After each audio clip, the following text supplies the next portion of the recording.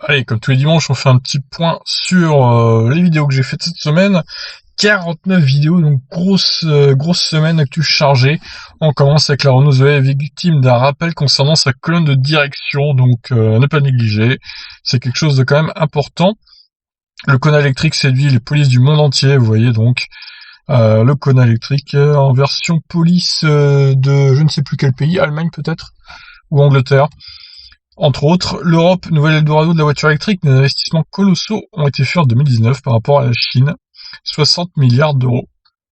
Bientôt, bonus écologique supplémentaire pour le Royaume-Uni. Alors c'est en discussion dans leur pays, donc ils vont peut-être également augmenter leur bonus, tout comme ils ont fait en Allemagne également. Un recours collectif vise la Model 3 à cause d'un souci de peinture, surtout dans les pays froids, avec le gravier, le sel et tout, la peinture sur les bas de caisse, elle partirait, elle aurait tendance à partir. Donc des gens sont pas contents, et on les comprend.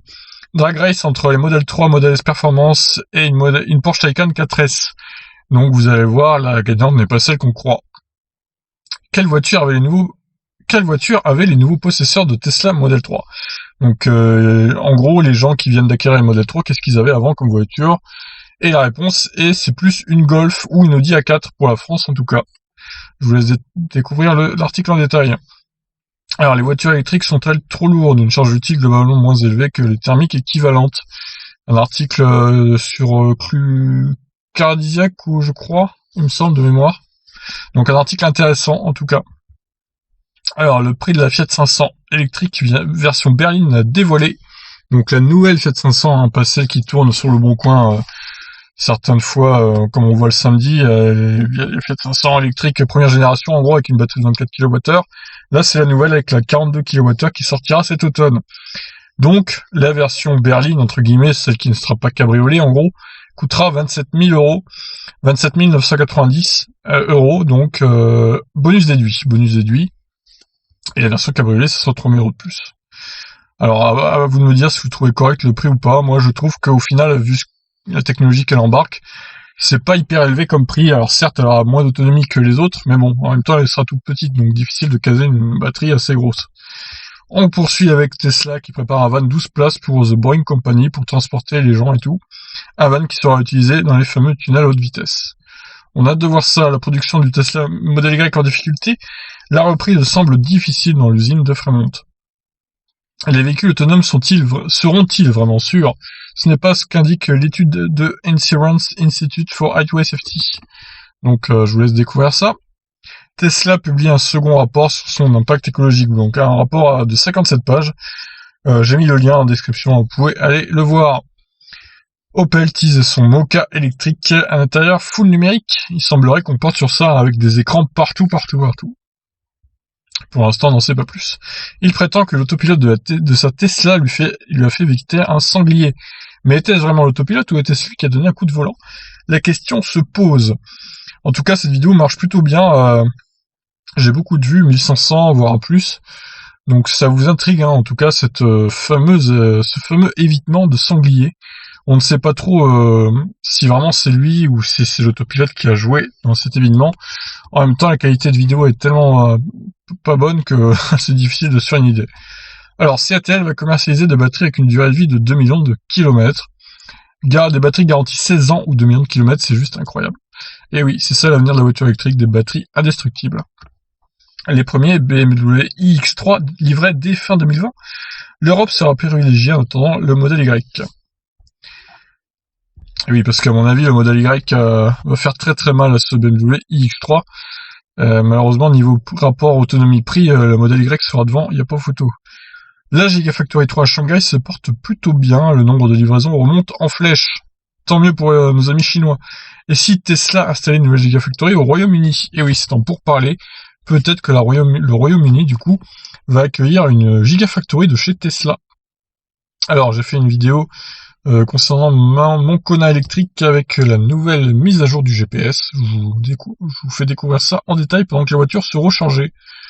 General Motors ne croit pas à une domination de l'électrique avant 2040, donc comme j'ai mis dans la description, pessimisme ou réalisme, on ne sait pas trop, est-ce qu'ils auront raison ou pas?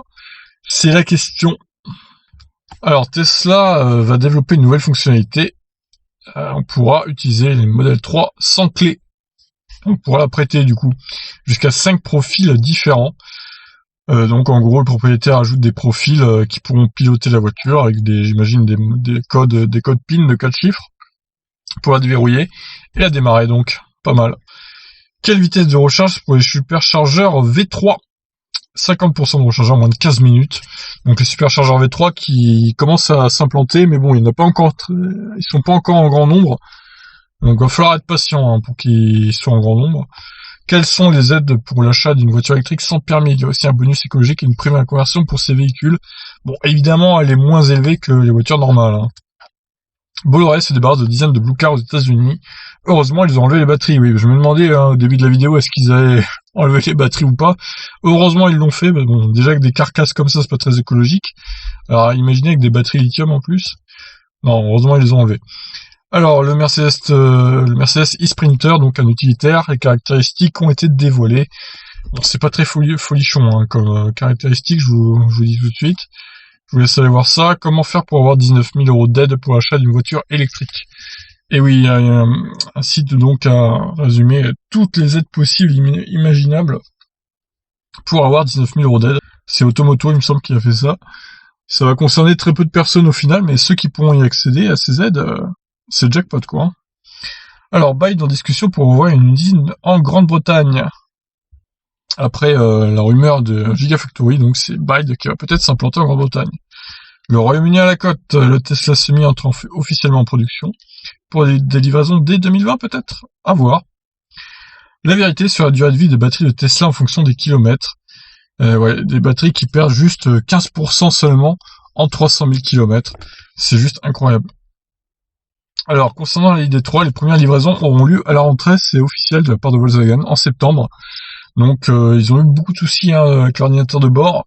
Ça semble être réglé, heureusement pour eux. Cependant, il y aura des voitures amputées de quelques options qui pourront être ajoutées par des mises à jour ensuite. Donc, pas de panique. À voir. Hausse spectaculaire de l'action Tesla qui devient le constructeur le plus valorisé au monde. Plus de 1000 $ l'action à l'heure actuelle. C'est beau Tesla. Il pirate les mises à jour de Tesla et les revend à moins cher. Alors ça c'est pareil, je crois que c'était la news de la semaine.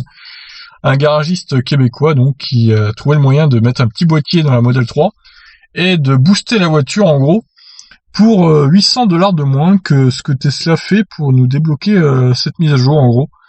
Donc c'est pas mal, sauf que c'est pas très légal et que Tesla pourrait bien bloquer les mises à jour de ceux qui font cette petite magouille dans leur voiture. Donc je vous conseille pas de faire ça au final. Alors, résultat des crash tests de la Model 3 Made in China, c'est des bons résultats globalement, sauf pour les piétons et les chocs frontaux et à l'arrière. La voiture a un petit point faible de ce côté-là. Alors, concernant les ventes de Peugeot i208, une Peugeot 208 sur 4 livrée est électrique. Donc Peugeot tablait sur 15% environ, et ben là c'est 25%, donc c'est mieux que prévu.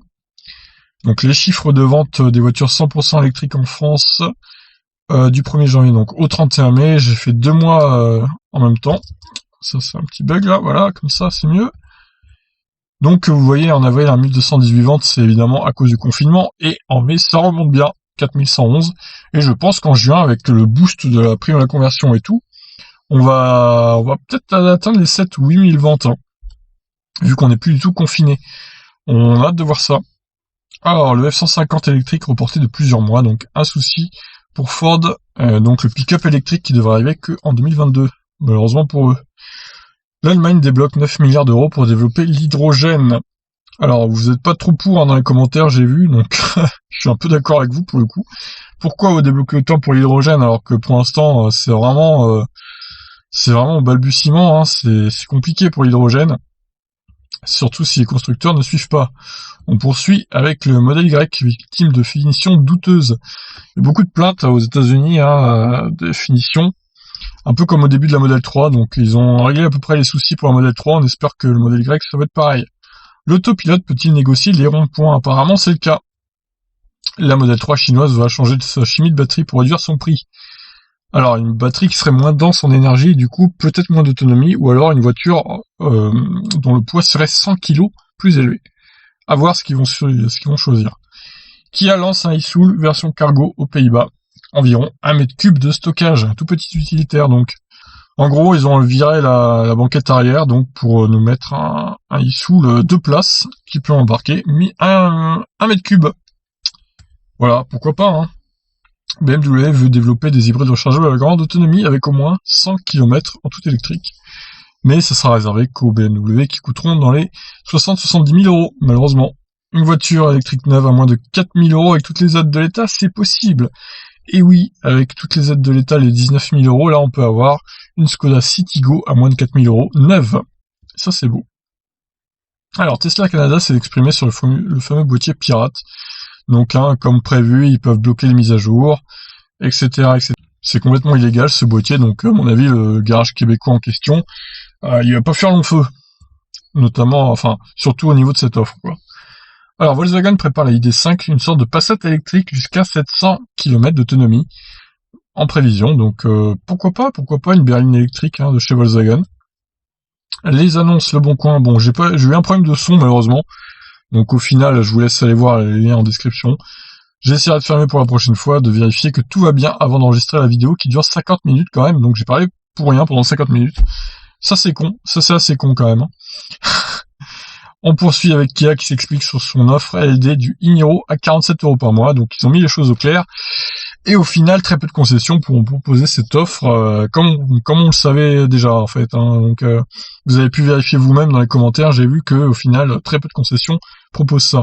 Le pick-up hydrogène Nikola Badger, donc qui sera dispo en précommande le 29 juin 2020, avec des performances monstrueuses. On annonce 900 km d'autonomie et 455 chevaux et 900 chevaux en pointe.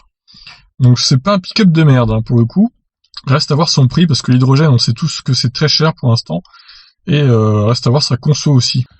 Allez, on termine avec la BMW i3. Enfin, on termine pas tout à fait. On termine pour le jour de la semaine, en tout cas dimanche. La i3 donc pourrait voir sa production doublée parce que en Allemagne, du coup, grâce au bonus écologique qui a été augmenté, eh bien les Allemands, ils demandent plus de voitures électriques. Même si on rappelle qu'en Allemagne, c'est moins rentable de rouler en voiture électrique parce que tout simplement le prix de l'électricité est plus cher. C'est autour de 30 centimes le kilowattheure, soit 2 fois plus élevé que chez nous. Donc au final, en plus de ça, il y avait un bonus de 3 000 €, il me semble. Ils l'ont augmenté, ils l'ont doublé à 6 000. Donc c'est pour ça qu'au final, il y avait pas trop d'Allemands qui passaient à l'électrique. Bon, ça pourrait changer maintenant avec cette baisse de prix des voitures électriques. On poursuit avec la Model 3, donc qui va avoir un chargeur induction et des ports USB de série. Je précise que le chargeur induction, c'est pour les téléphones, pas pour la voiture en elle-même. Et on termine avec un point sur le coronavirus, donc le nombre de cas toujours en augmentation. Et attention, parce qu'il pourrait revenir ce virus malgré les chaleurs qui arrivent. Allez, sur ce grosse semaine là, je vous laisse réagir et je vous retrouve demain pour d'autres actus. Ciao!